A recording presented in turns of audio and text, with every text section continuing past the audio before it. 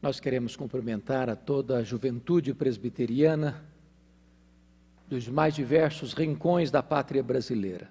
Que Deus abençoe você, jovem, e que você continue sendo o padrão dos fiéis na palavra, no procedimento, no amor, na fé e na pureza. Nós estamos celebrando esta data tão significativa na história da nossa juventude presbiteriana, num tempo tão difícil, quando uma pandemia assola o Brasil e o mundo, trazendo um transtorno profundo na área da saúde pública e, ao mesmo tempo, uma das mais agudas recessões econômicas dos últimos tempos. É nesse tempo de crise, é nesse tempo de dor, é nesse tempo de lágrimas, é nesse tempo de luto, é nesse tempo de grandes convulsões sociais, aqui e ao redor do mundo, é que você, jovem presbiteriano, é convocado a agradecer a Deus. E é por isso que eu trago à sua memória esclarecida o texto de Marcos, capítulo 14. Peço que você, aí na sua casa, abra sua Bíblia comigo, acompanhando esta leitura. Evangelho de Cristo, conforme o relato de Marcos, capítulo 14. E esse texto vai trazer para nós o relato de um episódio marcante no ministério do Senhor Jesus Cristo. E está escrito o seguinte, Marcos 14, de 1 a 9. Dali a 2 dias era Páscoa e a festa dos pães asmos. E os principais sacerdotes e os escribas procuravam como prenderiam Jesus à traição e o matariam. Pois diziam, não durante a festa, para que não haja tumulto entre o povo. Estando Jesus em Betânia, reclinado à mesa em casa de Simão, o leproso, veio uma mulher trazendo um vaso de alabastro com preciosíssimo perfume de nardo puro. E quebrando o alabastro, derramou o bálsamo sobre a cabeça de Jesus. Indignaram-se alguns entre si e diziam, para que esse desperdício de bálsamo? Porque este perfume poderia ser vendido por mais de 300 denários e dar-se aos pobres. E murmuravam contra ela. Mas Jesus disse, deixai-a, por que a molestais? Ela praticou boa ação para comigo, porque os pobres sempre os tendes convosco. E quando quiserdes, podeis fazer-lhes bem, mas a mim nem sempre me tendes. Ela fez o que pôde, antecipou-se a ungir-me para a sepultura. Em verdade vos digo, onde for pregado o evangelho em todo o mundo, será também contado o que ela fez, para a memória sua. Amém. O contexto é tão claro nesta passagem. Trata-se de 2 dias antes da Páscoa. Aqui em Marcos somos informados que as autoridades, os principais sacerdotes e os escribas procuravam orquestrar, urdir contra Jesus para prendê-lo à traição e matá-lo depois da festa. Mas Mateus, que relata também este mesmo episódio, olha o outro lado da moeda, porque Mateus diz que 2 dias antes da Páscoa, foi Jesus quem alertou os seus discípulos que ele seria traído, que ele seria preso, que ele seria morto. Então aprendemos já de imediato que os homens podem orquestrar, conspirar, mas é o propósito de Deus que é estabelecido. Quem tem as rédeas da história em suas mãos é Deus. E mesmo quando a crise chega, mesmo quando a crise se instala, mesmo quando a injustiça parece estar com as suas bandeiras desfraldadas, é o propósito soberano de Deus que prevalece. É digno de nota que enquanto as autoridades judaicas planejavam, urdiam e orquestravam nos bastidores do sinédrio judaico a prisão e a morte de Jesus, ali bem perto, na aldeia de Betânia, pouco mais de 10 quilômetros de Jerusalém, uma família preparava uma festa para Jesus. A Bíblia diz que este jantar ou esta ceia aconteceu na casa de Simão o leproso. E diz a Escritura que enquanto estavam todos à mesa, Marta servia, Lázaro recém-ressuscitado, assentado à mesa com Jesus. Vem uma mulher, que tanto Mateus, quanto Marcos, quanto Lucas, não mencionam o seu nome. Mas o registro de João 12, que é também paralelo a esses textos, diz para nós que esta mulher é Maria, irmã de Marta e Lázaro. E enquanto Jesus está reclinado à mesa, ela vem atrás, por trás de Jesus, com um vaso de alabastro, cheio de um preciosíssimo perfume, de nardo puro.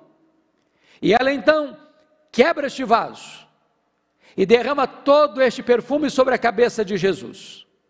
A casa encheu-se com a fragrância daquele perfume. E esse perfume vai escorrendo pelo corpo de Jesus, chegando aos seus pés.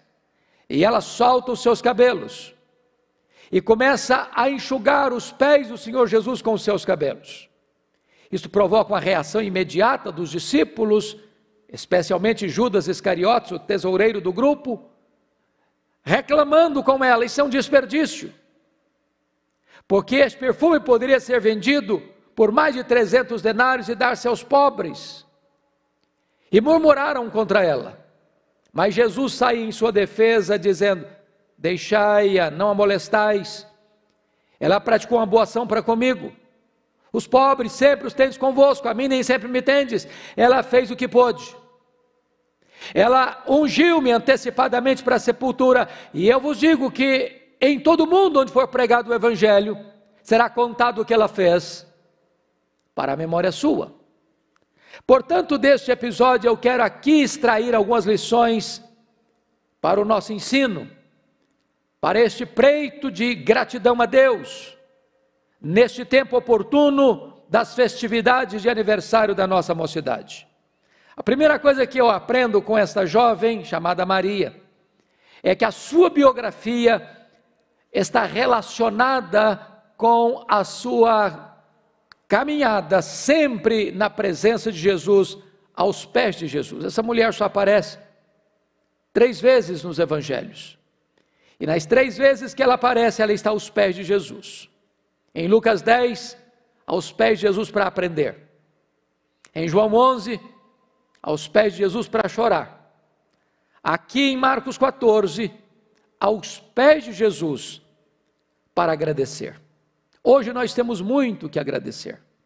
A belíssima história da juventude presbiteriana, que sempre estiveram na vanguarda de um trabalho bonito, de uma coragem audaciosa, de uma agenda proativa no reino de Deus, de um auxílio eficaz nas suas igrejas locais, nas suas federações, na sua confederação. E hoje estamos aqui para agradecer a Deus, e com Maria vamos aprender alguns princípios. Primeiramente, note comigo, no versículo de número 8, quando está escrito: ela fez o que pôde. E quando eu leio esse texto, eu sou desafiado a perguntar ao meu coração: será que eu estou fazendo para Jesus tudo o que eu posso? Você tem feito para Jesus o que você pode?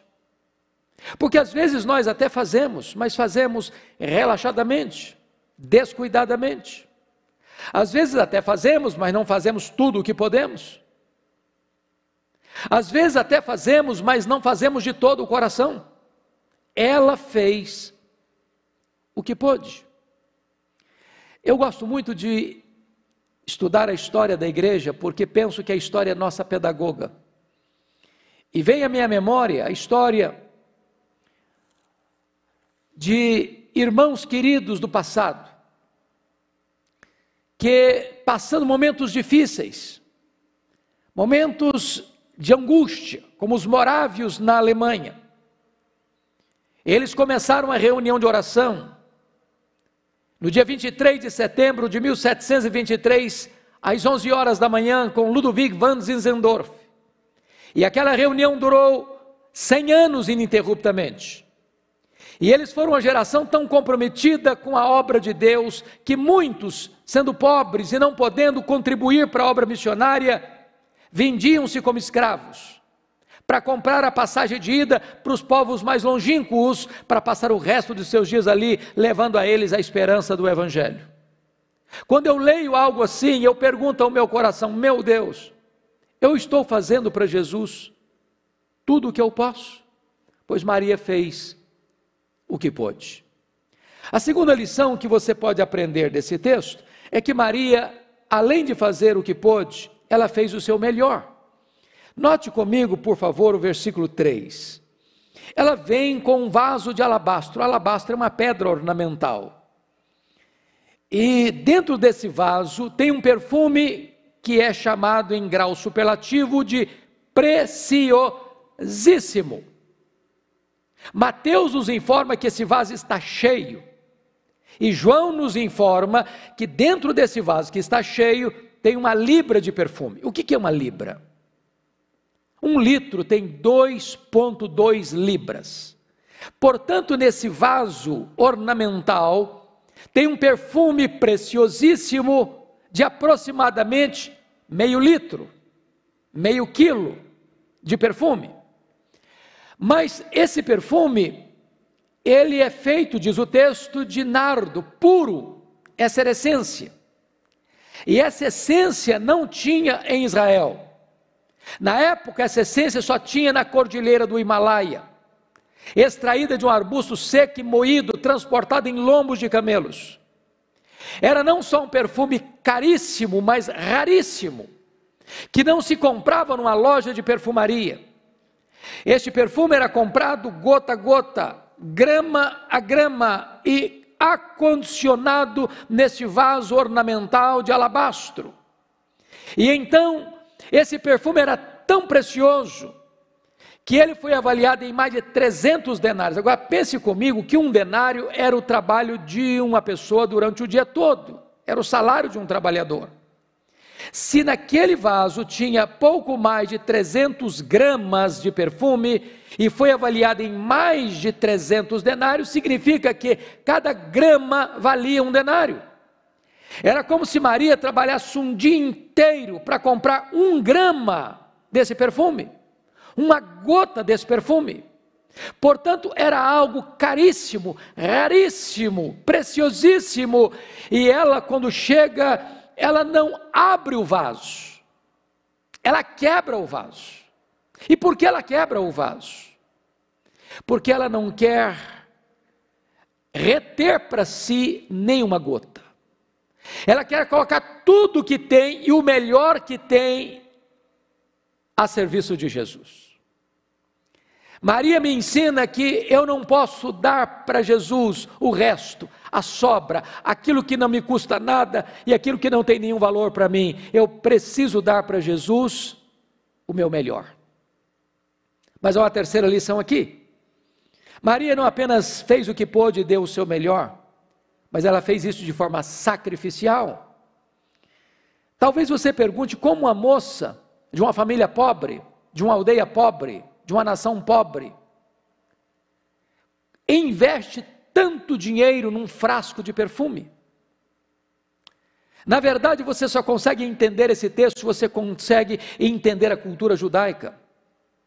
Na cultura judaica, quando uma moça ela começava a sua juventude, e isso aí por volta de 12, 13 anos, ela já começava a se preparar para as suas núpcias, para as suas bodas, para o clímax da sua felicidade humana. E ela ia comprando esse perfume com as suas parcas economias, e ia guardando isso pouco a pouco, pois ela estava reservando esse perfume para o dia mais feliz da sua vida, e ela abre mão, E como preito de gratidão pelo grande milagre que Jesus operara na sua família, ressuscitando o seu irmão Lázaro, ela coloca a serviço de Jesus e para ungir o Senhor Jesus, todo esse perfume de forma sacrificial. Eu pergunto a você agora, jovem, o que você tem feito para Jesus, que poderia receber o selo, a marca, o emblema de algo sacrificial? Maria fez o que pôde, Maria deu o seu melhor, Maria fez isso sacrificialmente. Mas há uma quarta lição que eu quero destacar. Maria fez o que pôde, o seu melhor e de forma sacrificial, apesar das críticas. É o que você pode notar com clareza nos versos 4 a 6. A primeira coisa que aconteceu é que os discípulos ficaram indignados contra ela. Os discípulos eram uma liderança e poderiam e deveriam estar felizes com o exemplo dela, até mesmo imitando o comportamento dela, mas eles foram tomados de indignação. Perderam a compostura emocional. E mais do que isso, em segundo lugar, diz o versículo 5, que eles murmuraram, mas não murmuraram, eles murmuraram contra ela. Terceiro, versículo 6, diz que eles a molestaram, e essa é uma palavra muito pesada, que dentro da cultura brasileira contemporânea é um crime. Então, aprenda uma lição importante aqui. Eu não conheço, na minha jornada de vida cristã, nenhuma pessoa que tenha se levantado para fazer a obra de Deus sem receber críticas. Quem tem medo de críticas não serve a Deus. Quem tem medo de críticas está mais preocupado com o seu nome do que com a glória de Deus. Quem tem medo de críticas está mais preocupado com o seu ego do que com o trabalho de Deus. Se você, jovem, está fazendo a obra de Deus, está sendo criticado, continue fazendo a obra de Deus. Se as pessoas estão indignadas contra você, continue fazendo a obra de Deus. Se as pessoas estão murmurando contra você, continue fazendo a obra de Deus. Se as pessoas estão molestando você, continue fazendo a obra de Deus. Você não pode perder o seu ânimo, nem sua motivação, nem seu foco, porque você está sendo criticado ao fazer o que você pode, ao fazer o seu melhor, ao fazer de forma sacrificial. Faça, e faça apesar das críticas. Mas ainda, esse texto tem mais uma lição que eu gostaria, uma das outras lições que eu gostaria de destacar com você. É que Maria fez com o único propósito de agradar o Senhor Jesus. Aqui tem um ponto sensível, e é João que nos ajuda a entender esse ponto no capítulo 12, quando ele relata esse episódio. É que Maria enxuga os pés do Senhor, com esse perfume que vai escorrendo pelo seu corpo, enxuga os seus pés. Você, para entender bem isso, precisa conhecer mais uma vez a cultura judaica, porque hoje uma mulher enxugar os pés de alguém com seus cabelos é apenas um gesto de humildade, de serviço. Porém, naquela época, dentro daquela cultura, uma mulher nunca soltava os seus cabelos em público. Era um gesto que, de certa forma, podia ser censurado como uma falta de compostura moral, comprometendo até mesmo a lisura do caráter desta pessoa, desta mulher. Mas o que me marca nesse texto é que Maria não está preocupada com o que as pessoas vão pensar. Maria não está preocupada se o que ela vai fazer vai ferir a susceptibilidade de alguém. Maria só tem um vetor que move o seu coração, que rege a sua conduta, é agradar ao Senhor Jesus. Por isso ela foi criticada, por isso as pessoas ficaram com raiva, por isso as pessoas murmuraram, por isso as pessoas chegaram até a molestá-la, mas ela permaneceu aos pés do Salvador, porque ela tinha um único propósito, era agradar ao Senhor Jesus. Às vezes na igreja, corremos o risco de tentar agradar muita gente. Às vezes até na nossa espontaneidade de adoração, a gente fica preocupado de se você fecha os olhos, você é piega, se você chora, você é um manteiga, se você levanta a mão, você é alguém que não tem uma postura adequada para o culto público. Então de repente você fica olhando para aqui, olhando para ali, olhando para acolá, e você fica com medo de tanta gente que você às vezes não para perceber que o seu propósito principal é agradar ao Senhor Jesus. Eu não estou dizendo que você está liberado para desagradar as pessoas, mas a pergunta que eu faço é: o que você está fazendo? Com que propósito você está fazendo? É para agradar a Jesus? É para que Ele seja glorificado? É para que Ele seja honrado? Maria fez só para agradar ao Senhor Jesus. Mas deixa eu extrair desse texto mais uma preciosa lição. Maria fez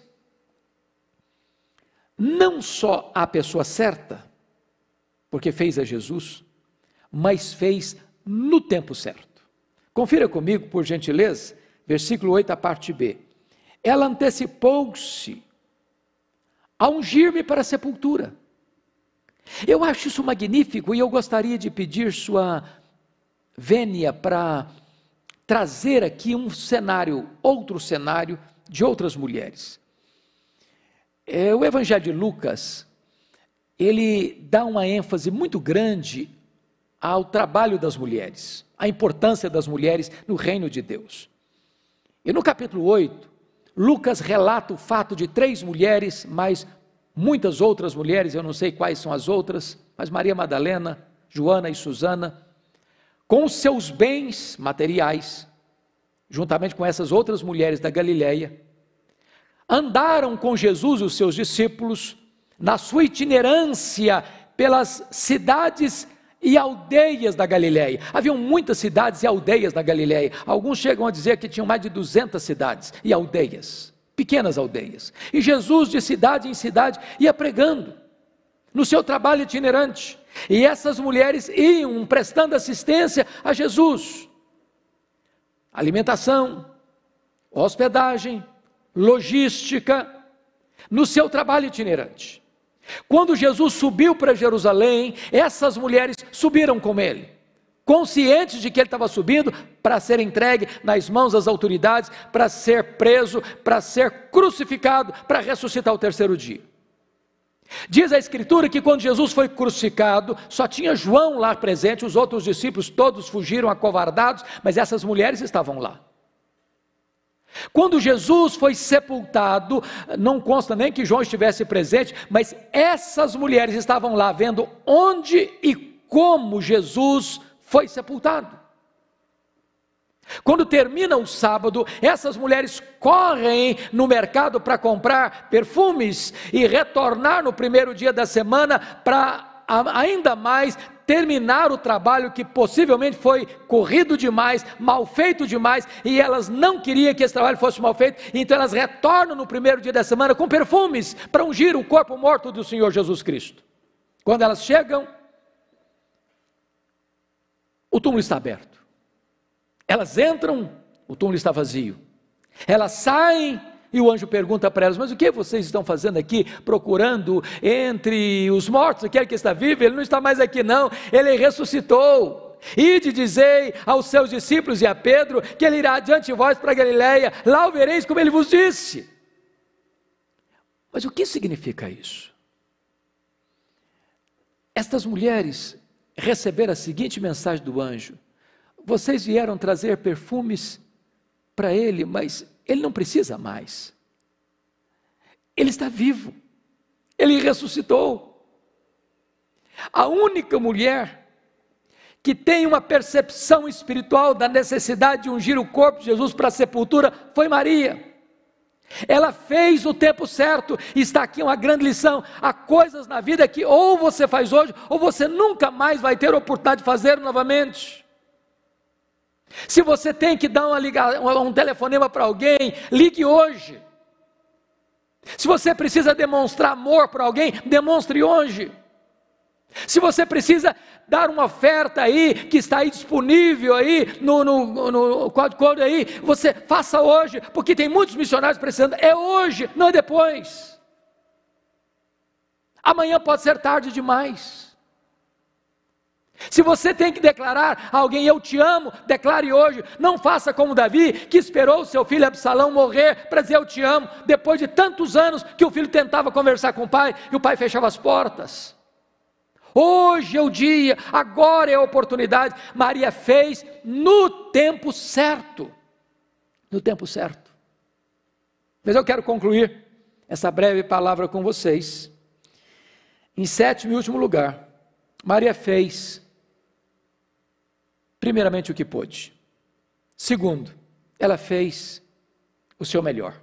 Terceiro, ela fez sacrificialmente. Quarto, ela fez, apesar das críticas. Quinto, ela fez só para agradar o Senhor Jesus. Sexto, ela fez a pessoa certa no tempo certo. E sétimo, ela fez com reflexos para a eternidade. Porque o versículo 9 diz, em verdade vos digo, onde for pregado em todo o mundo o evangelho, será também contado o que ela fez, para a memória sua. O que me impressiona, queridos jovens, é que o que Maria fez, do recôndito de um lar pobre, de uma aldeia pobre, hoje é trombeteado dos outeiros da história, nos ouvidos do mundo. Hoje, você e eu estamos recordando esta história e homenageando esta mulher que viveu aos pés do Senhor Jesus, servindo de exemplo para você e para mim agora, nesse tempo de crise. A grande pergunta que eu faço a você é, qual vai ser o legado que vamos deixar para as futuras gerações? A pergunta que eu faço a você é esta: depois que Deus nos levar, ou seja, daqui a alguns anos, que marca as pessoas ainda receberão da nossa passada pela vida delas? Eu pergunto ainda a você, que frase haverá de resumir a nossa vida, que se Jesus não voltar antes, vai estar numa pedra, numa lápide de mármore branco sobre a nossa sepultura? A quem nós vamos influenciar? A quem nós vamos motivar? O que a história contará a nosso respeito? E eu gostaria de fechar então, trazendo à sua memória a lembrança de David Livingstone, missionário inglês, que foi para a África, dedicou sua vida na África, para fazer a obra de Deus na África. Anos a fio, mergulhado naquele continente, ainda marcado por tantas injustiças sociais, por tantas doenças, por tantos perigos. E ele adoeceu na África. E ele morreu na África. E quando ele morreu, os ingleses foram lá para pegar o seu corpo e levá-lo para Londres, para sepultá-lo com honras no seu país de origem. Os africanos disseram para os ingleses: vocês podem até levar o corpo dele para a Inglaterra, mas o coração dele vai ficar aqui na África. Ele amou a África e o coração dele vai ser sepultado aqui na África. Sabe o que fizeram? Abriram o peito dele, arrancaram o coração dele e sepultaram o coração dele na África. Se você vai a Malawi, lá tem uma catedral de chão batido, e na parede tem uma placa de bronze, com os seguintes dizeres: para a glória de Deus, e em memória de David Livingstone. Se você vai a Londres e visita a abadia de Westminster, onde estão sepultados os reis e os nobres da Inglaterra, lá está sepultado o corpo de David Livingstone. O túmulo mais visitado lá não é dos reis, nem dos nobres, é de David Livingstone. E lá tem uma pequena placa de bronze com os seguintes dizeres: para a glória de Deus e em memória de David Livingstone. A minha oração, queridos jovens, é que a nossa vida, que passa tão rápido, possa deixar marcas indeléveis na nossa geração e nas gerações pósteras. E que Deus seja exaltado e glorificado por nossa vida. E que o nosso exemplo, como perfume preciosíssimo, se esparrame e trescale, avançando gerações e mais gerações. Parabéns, Mocidade Presbiteriana. Deus abençoe a todos vocês. Amém.